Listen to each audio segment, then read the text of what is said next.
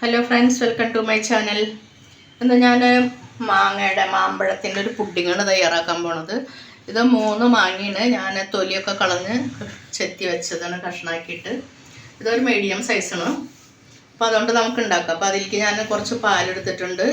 പിന്നെ ഒരു 2 spoon custard പൗഡറാണത്, വാനിലയുടെ. പിന്നെ കുറച്ച് അണ്ടിപ്പരിപ്പും ബദാമും വേണം.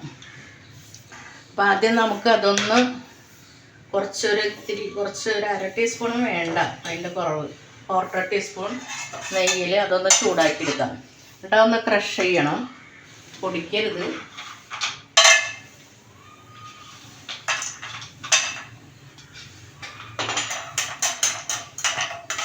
അതുകൊണ്ടിട്ടാൽ നല്ല ടേസ്റ്റും ഉണ്ടാവും. പിന്നെ അതൊന്ന് ഡെക്കറേറ്റ് ചെയ്യാനായിട്ട്.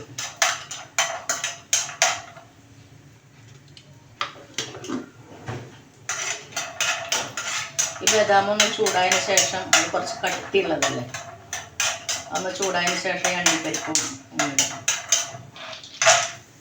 ഇതൊരു 12 ബദാമുണ്ട്. അണ്ടിപ്പരിപ്പ് അത്ര തന്നെ ഉണ്ടാവും, അത് പക്ഷെ പകുതിയാക്കി പൊളിച്ചത്.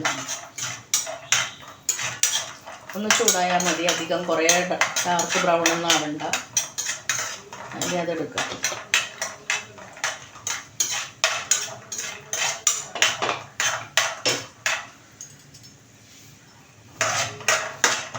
അപ്പോൾ മാങ്ങയുടെയൊക്കെ സീസണല്ലേ, നാട്ടിൽ ഇഷ്ടം പോലെ മാങ്ങ ഉണ്ടാവും.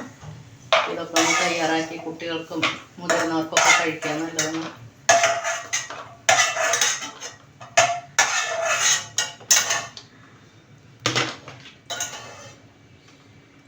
ഇനി ഇതിൽ നമുക്ക് ഈ പാലിൽ നിന്ന് കുറച്ച് പാല് ഈ കണ്ടൻസ്ഡ് മിൽക്ക് ഒഴിച്ച പാത്രത്തിൽ, അതായത് ചൂടാവാത്ത പാലാണത്,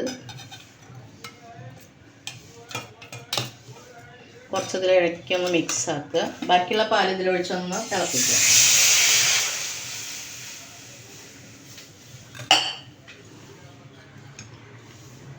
ഇങ്ങനെ ഇളക്കിക്കൊണ്ടിരിക്കണം. അതൊന്ന് തിളയ്ക്കുമ്പോൾ ഈ പൗഡർ മിക്സ് ചെയ്തത് അതിലൊഴിക്കേണ്ടി വരും.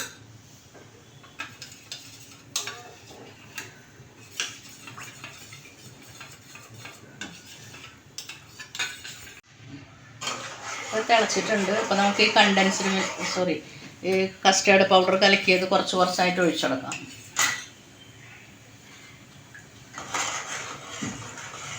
ഇത് കുറേശ്ശെ ഒഴിച്ചെടുക്കാം. അപ്പോൾ എപ്പോഴും ഇളക്കിക്കൊണ്ടിരിക്കണം, അല്ലെങ്കിൽ ഇത് പെട്ടെന്ന് കട്ടാവണതാണ്. ഇങ്ങനെ ഗ്യാസ് കുറച്ച് ചെറുതാക്കാം. ഇതിലേക്ക് ഞാനൊരു സ്പൂൺ പഞ്ചസാര ഇട്ട് കൊടുക്കുന്നുണ്ട്.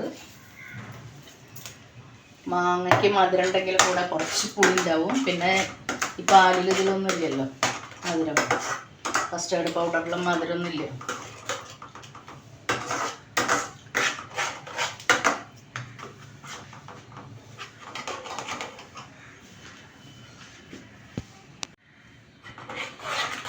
അപ്പോൾ അതൊന്ന് കട്ടായിട്ടുണ്ട്. ഇതിന് ചൂടാറുമ്പോൾ നമുക്ക് മറ്റേതെല്ലാം മിക്സ് ചെയ്യാമെങ്കിൽ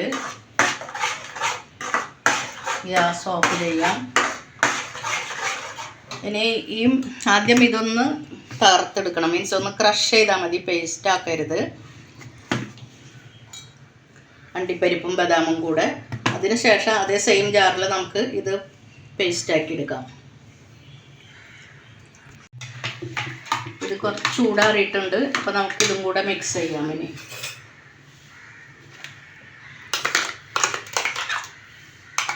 മാങ്ങ അരച്ചത്, പിന്നെ മധുരം കൂടുതൽ വേണ്ടവർക്ക് കൂടുതൽ പഞ്ചസാര ഇടാം കേട്ടോ. ചിലപ്പോൾ എത്ര പഴുത്ത മാങ്ങയിലും കുറച്ച് പുളി ഉണ്ടാവും. അപ്പോൾ അതൊക്കെ അഡ്ജസ്റ്റ് ചെയ്യാനുള്ള പഞ്ചസാര ഇടേണ്ട വരും.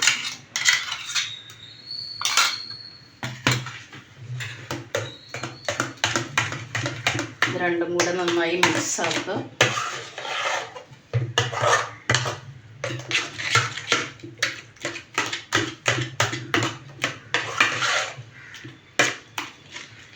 പിന്നെ അത് തരിയായിട്ട് പൊടിച്ചത് കുറച്ച് ഇതിൽ മിക്സ് ആക്കാം. അണ്ടിപ്പരിപ്പും ബദാമും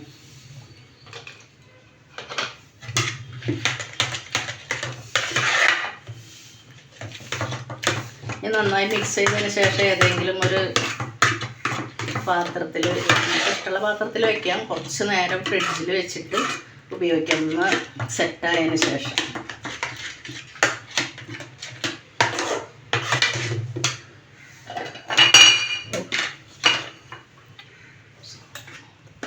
ഞാനൊരു ഗ്ലാസിൻ്റെ ഒരു ടിഫിൻ പോലത്തേലാണ് നടക്കുന്നത്.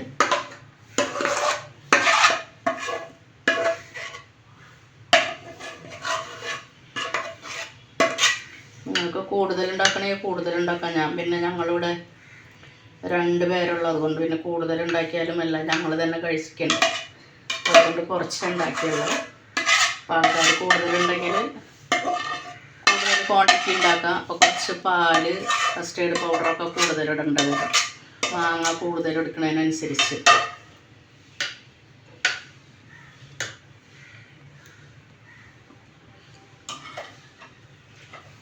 ഇതിൻ്റെ മേലെ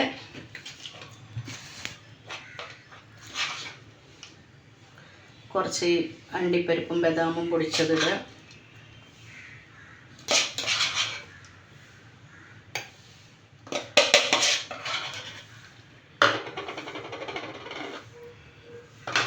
പിന്നെ ഞാൻ കുറച്ച് മാങ്ങ അങ്ങനെ ചെറുതാക്കി കട്ട് ചെയ്ത് വെച്ചിട്ടുണ്ട്.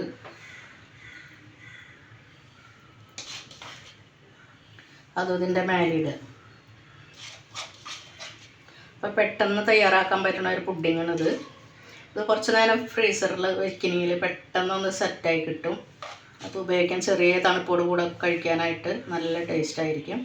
അപ്പോൾ നിങ്ങളെല്ലാവരും തയ്യാറാക്കി നോക്ക്. നിങ്ങൾക്കെല്ലാവർക്കും എൻ്റെ വീഡിയോ ഇഷ്ടപ്പെട്ടു എന്ന് കരുതുന്നു. ഇഷ്ടപ്പെട്ടെങ്കിൽ നിങ്ങൾ ലൈക്ക്, ഷെയർ, സബ്സ്ക്രൈബ് എല്ലാം ചെയ്ത് എന്നെ പ്രൊമോട്ട് ചെയ്യുക.